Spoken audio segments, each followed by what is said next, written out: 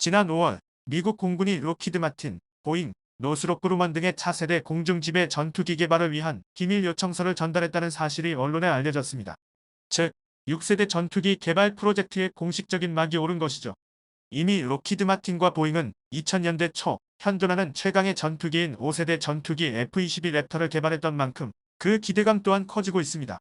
그리고 노스롭 그루먼은 2022년 핵무기가 탑재 가능한 차세대 스텔스 전략 폭격기인 B-21 레이더를 개발한 것을 발표하며 분위기를 고조시키고 있습니다.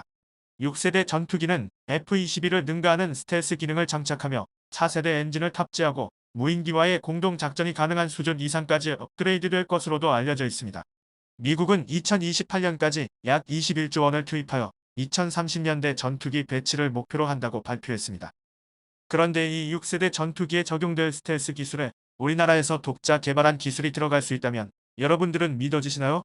지금부터 6세대 전투기의 예상되는 특징과 우리나라 연구진이 독자 개발한 스텔스 기술에 대해서 설명드리겠습니다.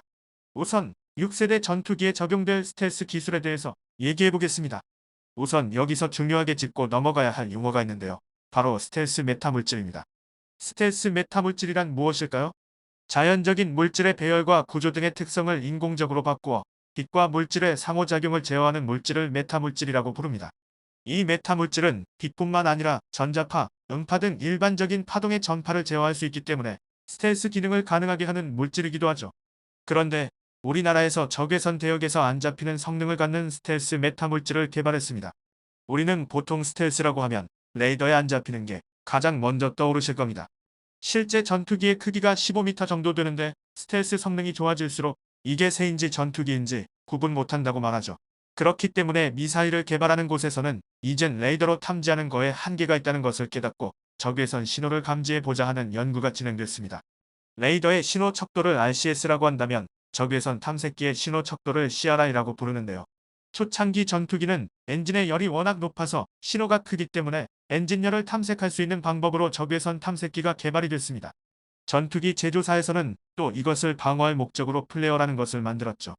마치 연소가스가 똑같이 나오는 것처럼 보이니까 어떤 것이 전투기인지 모르게 되는 것입니다. 이렇게 미사일 개발자들은 또 다른 방법을 찾아내어 기체의 표면에 나오는 방사열을 통해 적외선 신호를 감지하는 방법을 개발해냈습니다. 전투기 기체에서의 공력가열 현상으로 인해 마하 1만 돼도 표면의 온도가 보통보다 약 50도 높아지게 됩니다. 마하 1.5가 되면 거의 100도 이상 높아지게 되는 거죠. 이렇듯 엔진에서 나오는 열은 온도가 높기 때문에 적외선의 파장대가 3에서 5 마이크로미터 대역으로 내보내고 상대적으로 표면 온도는 좀 낮아서 8에서 12 마이크로미터 대역으로 내보내게 됩니다. 지금 탐색기는 3에서 5, 8에서 12 대역이 두 개가 개발이 되어 있는데 왜 5에서 8 대역은 없을까요? 이것은 대기 중에 수분이 5에서 8 대역은 다 흡수하기 때문입니다. 신호가 안 나오게 되는 거죠. 쉽게 얘기하면 3에서 5 대역은 플레어라는 것으로 탐지를 회피할 수 있는데 8에서 12 대역은 탐지를 회피할 방법이 없어서 최근 연구한 것이 선택적 방사라는 것입니다.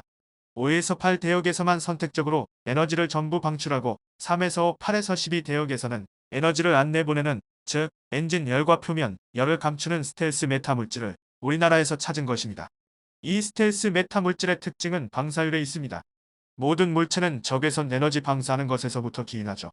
방사율이라 하면 0부터 1까지의 값을 갖고 있는데 통상 우리 몸은 한 0.7에서 0.8 정도의 방사율을 갖고 있습니다.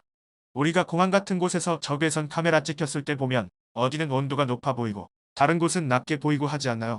그 이유는 온도도 영향을 미치지만 바로 우리의 방사율도 영향을 미치기 때문에 실제로는 같은 온도라도 방사율에 따라 다르게 보이는 것입니다. 예를 들면 100도인데 방사율이 1이면 100도라는 것을 감지하지만 방사율 0.1로 내보내면 100도가 아니라 20도인 것처럼 감지하게 될 것입니다. 그래서 이번에 우리나라에서 개발한 스텔스 메타 물질은 탐지되는 3에서 5대역, 8에서 12대역은 방사율 0.1까지 낮추고 5에서 8대역은 0.8에서 0.9 정도로 높여서 5에서 8대역에서 에너지를 다 내보내고 실제 탐지되는 대역의 에너지 방출을 낮추는 것으로 스텔스 성능을 발현하게 된 것입니다. 그리고 우리나라에서는 이 물질을 비행기 표면에 적용하기 위해 방막 테이프의 형태로 붙여 테스트를 할 수 있게 개발했습니다. 그리고 이미 이 기술은 미국에서까지 특허를 갖고 있는 기술입니다. 최근 미국에서도 F-22 기체에 우리나라와 비슷한 연구 개발을 진행한 것으로 파악하고 있는데요.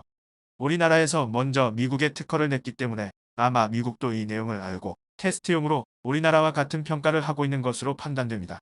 연세대학교 조영희 교수님의 연구 결과에 따르면 초음속 풍동에서 모형 비행기에 스텔스 메타 물질을 방막 형태로 붙이고 실험한 결과 공력과 열대, 온도 올라가는데 스텔스 메타 물질을 붙인 곳만 열 감지가 안 되는 모습을 보인다고 합니다.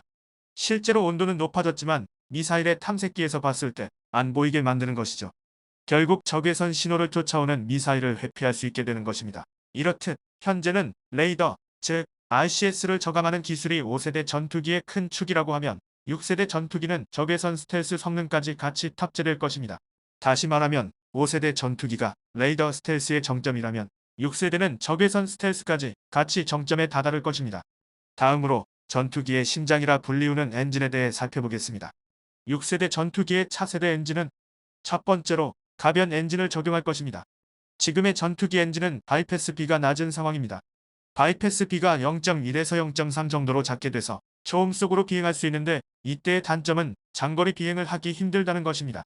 그래서 최신 엔진 개발 트렌드를 보면 가변으로 바이패스 B를 조정하는 것을 만들어서 순항할 때는 바이패스 B를 높여서 엔진 효율을 좋게 해서 멀리 갈 수 있게 하고 기습적인 공격이 필요할 때는 빠른 이동이 필요하므로 바이패스 B를 낮춰 초음속으로 이동할 수 있게 하는 이러한 가변할 수 있는 엔진이 지금 개발이 되고 있는 6세대 전투의 큰 특징이 될 것입니다. 두 번째는 고출력 레이저를 무기로 사용할 수 있을 만큼 전력 공급이 가능해야 합니다. 6세대 전투기의 무기는 지향성 무기, 즉 레이저 무기가 대세가 될 것으로 모두 예측하고 있습니다. 그리고 그 레이저 무기는 막대한 양의 에너지 출력이 필요하기 때문에 고출력을 담당할 수 있는 파워가 필요하게 됩니다. 현재 대부분의 전투기에는 APU라는 보조 동력 장치가 있어서 거기서 전력을 생산해서 전력을 공급합니다. 현재는 냉난방, 조명 등 다양한 용도로 이것을 사용하고 있는데 앞으로는 엔진에 1메가와트급 2개 정도를 붙여서 필요할 때 고출력을 낼 수 있는 발전기를 같이 갖고 있는 엔진이 6세대 엔진이 될 것입니다. 다른 국가들은 5세대 전투기는 이미 개발 완료 또는 종료하고 6세대 전투기 개발로 방향을 잡고 있는데 우리나라는 현재 KF-21, 즉 4.5세대 전투기를 개발하면 될까? 이게 맞는 방향일까? 라고 많이들 언급하고 있는데 항상 시작이 중요한 것이라고 생각합니다. 이제 우리나라는 KF-21을 통해 전투기의 동체를 만드는 기술을 온전히 습득했습니다. 다음 차례로 엔진을 자체 개발하게 된다면 궁극적으로는 우리 전투기를 국산화할 수 있는 능력을 갖게 되는 것이고 그렇게 되면 6세대 전투기에 필요한 엔진 기술 개발 능력을 보유하게 되는 것입니다. 6세대 스텔스 기술 또한 이미 독자적인 적외선 스텔스 기술을 보유하고 있으니 이 모든 기술을 한데 적용해서 6세대 전투기를 국산화할 수 있는 그런 날이 꼭 오기를 바라며 이를 위해서는 정부의 적극적인 지원과 우리 모두의 응원이 항상 필요하다는 것을 다시 한번 강조하며 이 영상을 마치겠습니다. 시청해주셔서 감사합니다.